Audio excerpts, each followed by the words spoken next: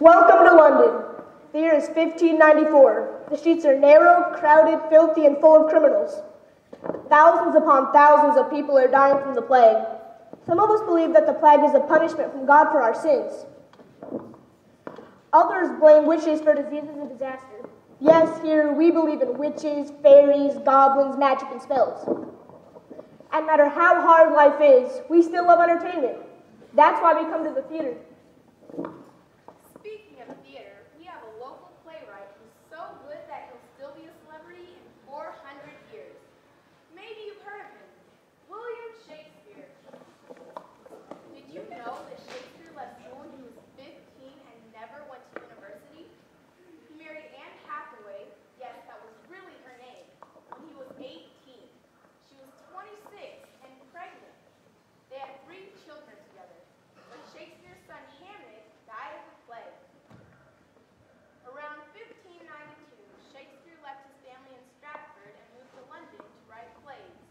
Because he didn't have a college education, the critics mocked him, but it didn't matter. He was extremely popular with everybody else, including royalty. He even gave private performances for Queen Elizabeth and King James. He did go back to his family eventually, and when he died, he left his wife his second best bed. The theater you are in today is very different from the Globe Theater and Shakespeare and his men performed. For one thing, only men were allowed to be actors. It was illegal for women to perform. So boys played all the girl parts.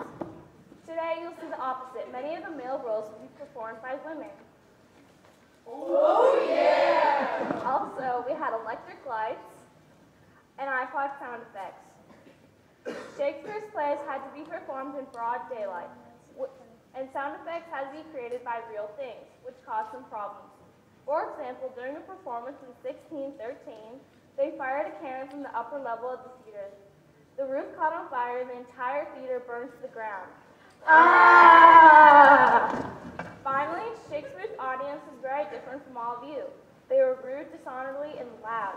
They shouted, spewed, and threw rotten fruit at the actors if they didn't like the play.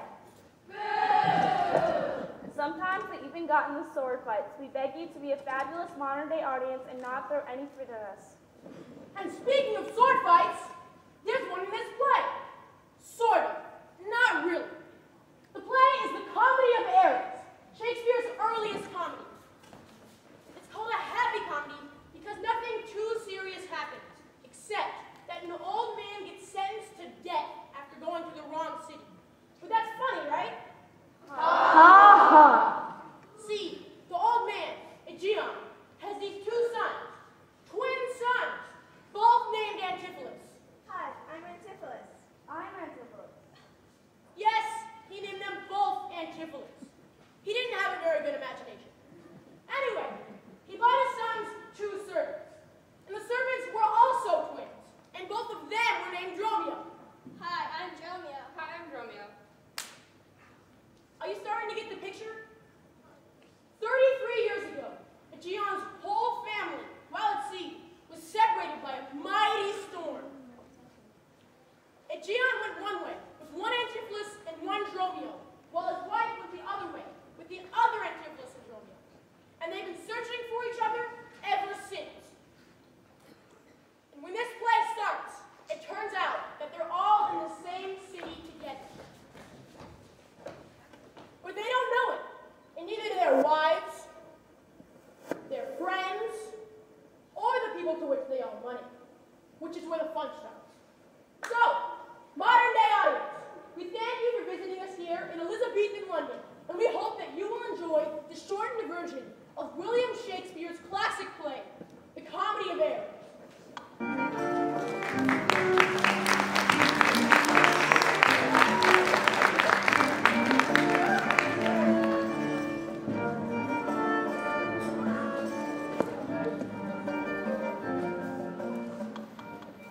Our play begins with Aegeon sentenced to death for trespassing in Ephesus. How he became separated from his wife and 2 sets of twins.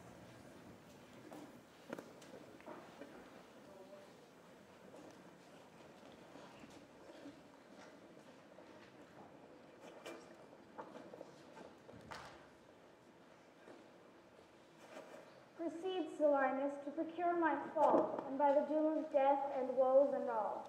Merchant of Syracuse, plead no more. I am not partial to infringe our laws. Again, if any Syracusan born come to the bay of Ephesus, he dies, unless 1,000 marks be levied. Therefore, by law, thou art condemned to die. Yet this my comfort, when your words are done, my woes end likewise with the evening sun.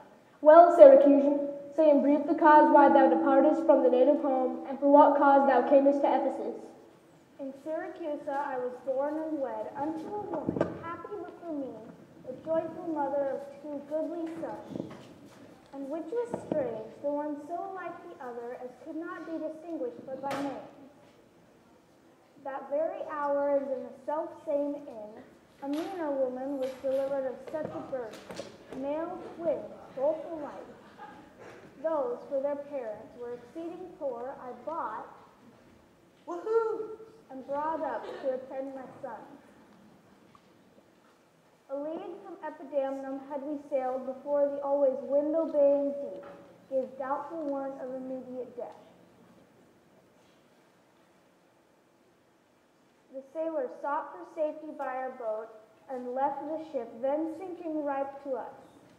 My wife, more careful for the latter born, fastened him unto a small spare mast, and to him one of the other twins was found, whilst I had been my heedful of the other. The children thus disposed, my wife and I fastened ourselves at either end of the mast.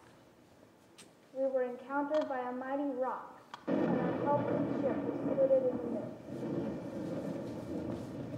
Her part, poor soul, was carried with more speed with the wind.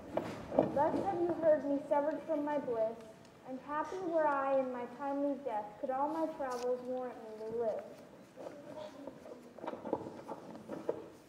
Hapless Adriana, whom the fates have marked to bear the extremity of dire mishaps.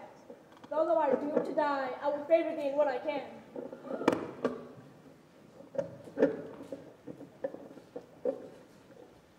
I'll limit thee this day, beg thou, or borrow to make the sum, and live. If no, then thou art doomed to die. Jailers, take him to thy custody. I will, my lord. Hopeless and helpless doth Aegeon wend, but to procrastinate his lifeless end.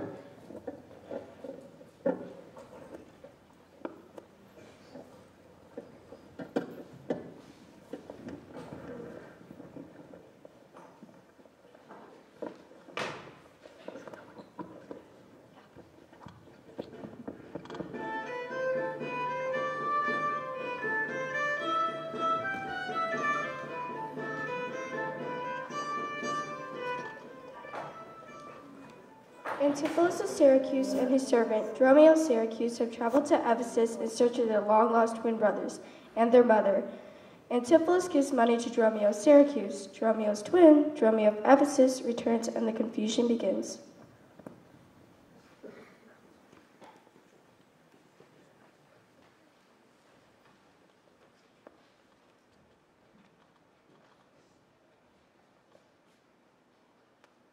Therefore give out your of Epidamnum. This very day a Syracusan merchant dies ere the very sunset in the west.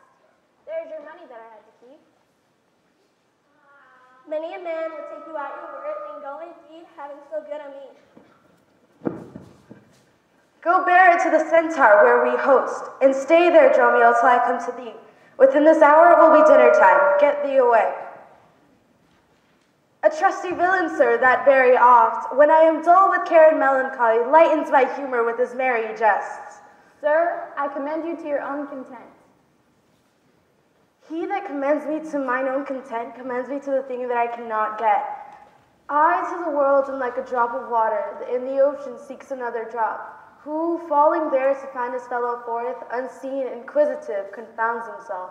So I, to find a mother and a brother, in quest of them, unhappy, lose myself. Here comes the almanac of my true date. What now? How canst thou return so soon? Return so soon? Rather approach too late. My mistress made it one upon my cheek. She is so hot because the meat is cold. The meat is cold because you come not home. Stop in your wind, sir, and tell me this, I pray. Where have you left the money that I gave you? To me, sir? Why you gave no gold to me? Come on, sir knave, have done your foolishness, and tell me how thou hast disposed thy charge. My charge was but to fetch you from the mark. Home, house, the Phoenix, served to dinner.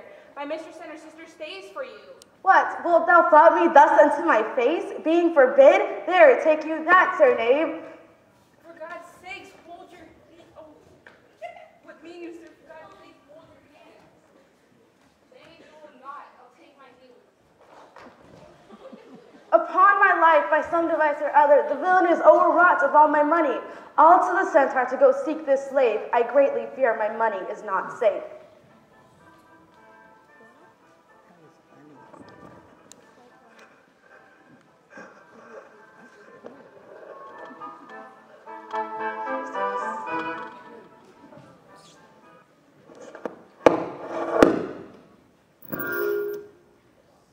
Now, Dromio of Syracuse, our first Dromio, comes back and has no idea why Antipholus of Syracuse thinks he was just there. They both wind up at the house of Adriana, who thinks Antipholus of Syracuse is actually Antipholus, her husband and his twin, who we haven't met yet. Confused? Good. So are they.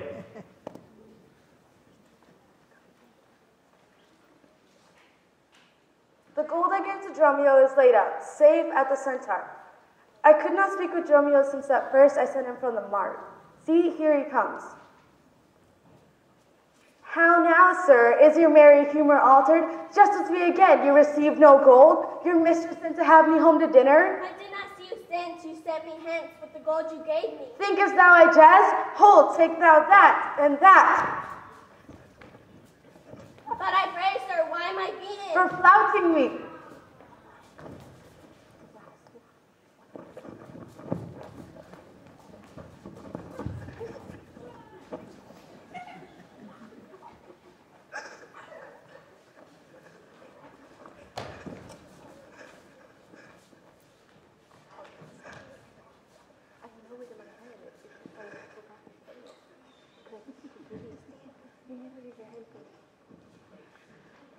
Well, sir, I thank you. Thank me, sir. For what? Marry, sir, for the something that you gave me for nothing.